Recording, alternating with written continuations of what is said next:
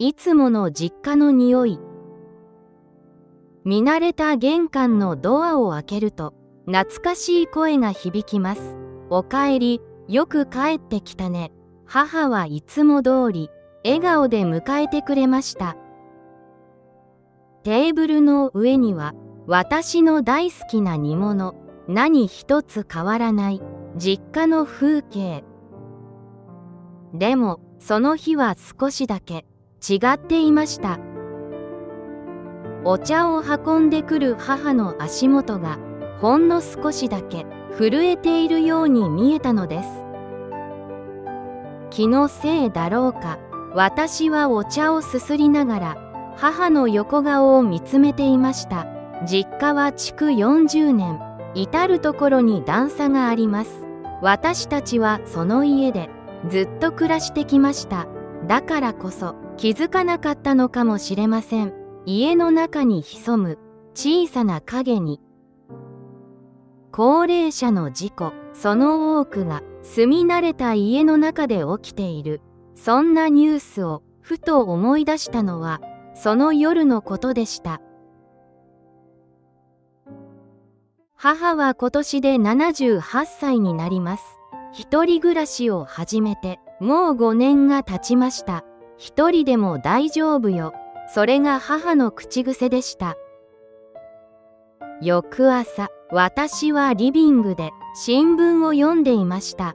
キッチンから聞こえるいつもの包丁の音。でも、時々音が止まります。様子を見に行くと、母は高い棚にある皿を取ろうとしていました。背伸びをして指先を伸ばす母、その背中が以前よりも小さく見えました。無理しないで、僕が取るよ。そう言うと母は、ごめんね、ありがとう、と少し恥ずかしそうに笑いました。スリッパを履くときも、以前はすっと履いていたのに、今は壁に手を当てて、一度立ち止まってから足を入れています。歩くスピードも心なしか遅くなったようです。すり足で歩くようなペタペタという音が廊下に響いていました。それは本当にかすかな変化でした。病気というわけではない。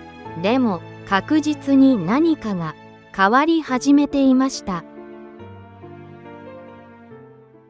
その日の夜、時計の針が夜中の2時を回った頃、トイレに立つ足音が聞こえました。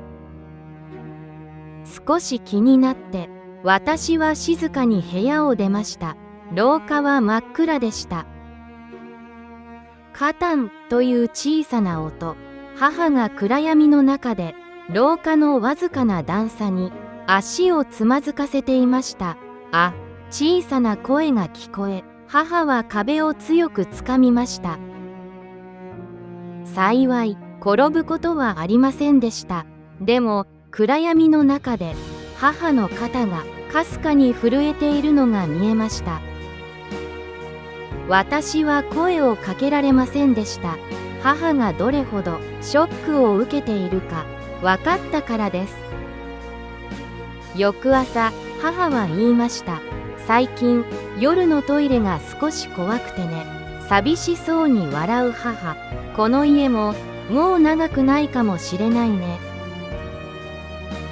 その言葉には、住み慣れた家を離れなければならないという、諦めと子供に迷惑をかけたくないという深い孤独が隠されていました。親が年老いていく姿を見るのは胸が締め付けられるものです。いつまでも元気だと思っていた母が自分の家で怯えながら暮らしている、その事実が私の心に重くのしかかりました。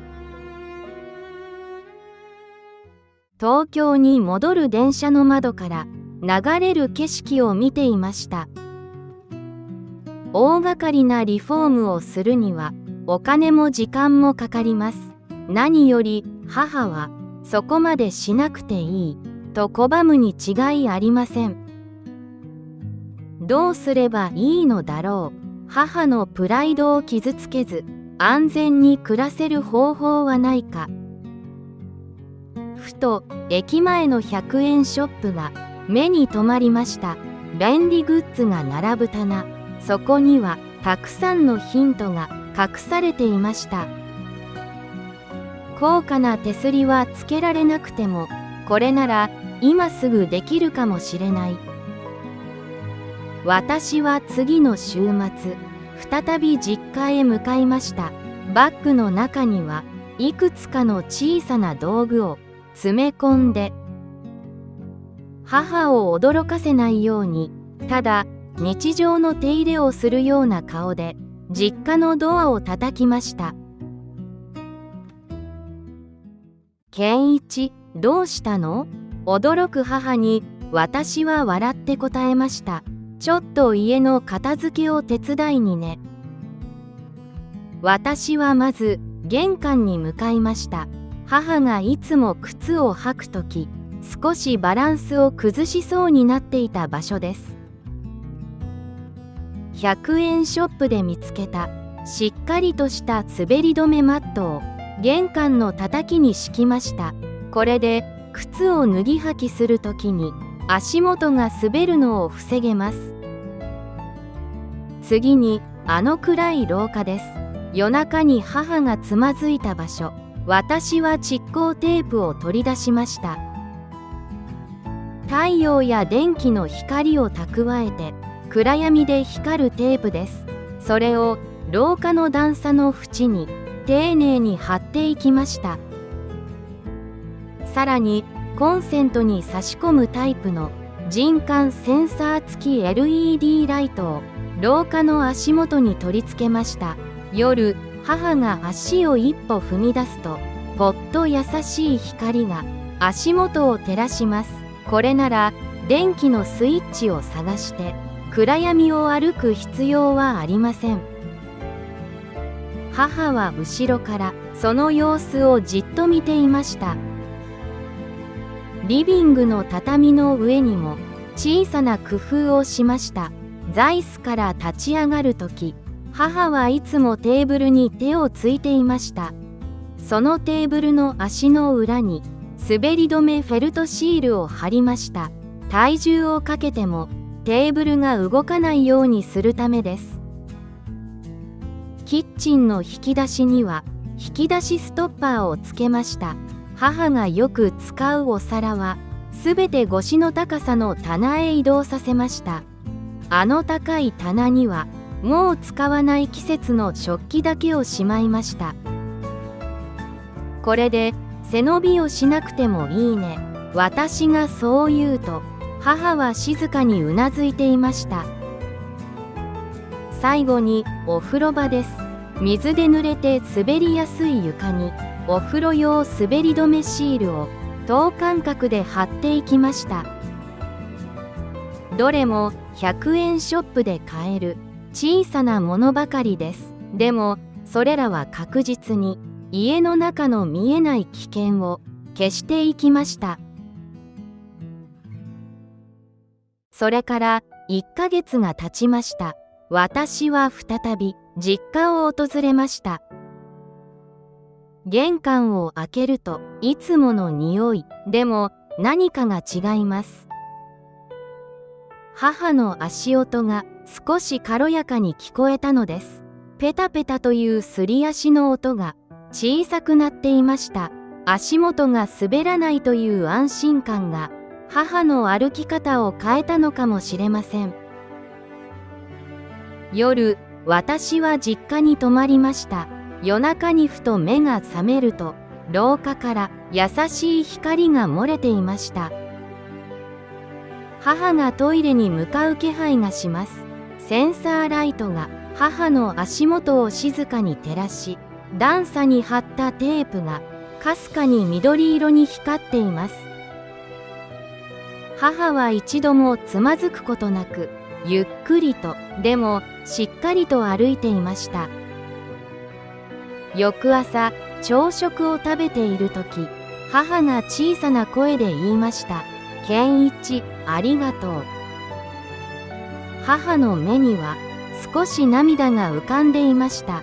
夜、トイレに行くのが怖くなくなったの。この家でまだずっと暮らせる気がするわ。私は照れくさくて、そっか、よかった、としか言えませんでした。100円のテープ、100円のマット、それはただの道具ではなく、母の明日の安心を支えるものになっていました。特別なことは何もしていません。大きなリフォーム代を払ったわけでもありません。ただ、母の毎日に少しだけ寄り添った、それだけのことです。実家を後にするとき、母はいつまでも手を振って見送ってくれました。その姿は以前よりも少しだけしゃんとして見えました。親の老いを受け入れることは少し寂しいことです。でも諦める必要はないのかもしれません。あなたの親御さんの家は今どんな様子ですか？暗い廊下はありませんか？滑りやすい床はありませんか？小さな優しさは100円ショップの棚にも並んでいます。次の週末、少しだけ時間を乗せて実家のドアを叩いてみませんか？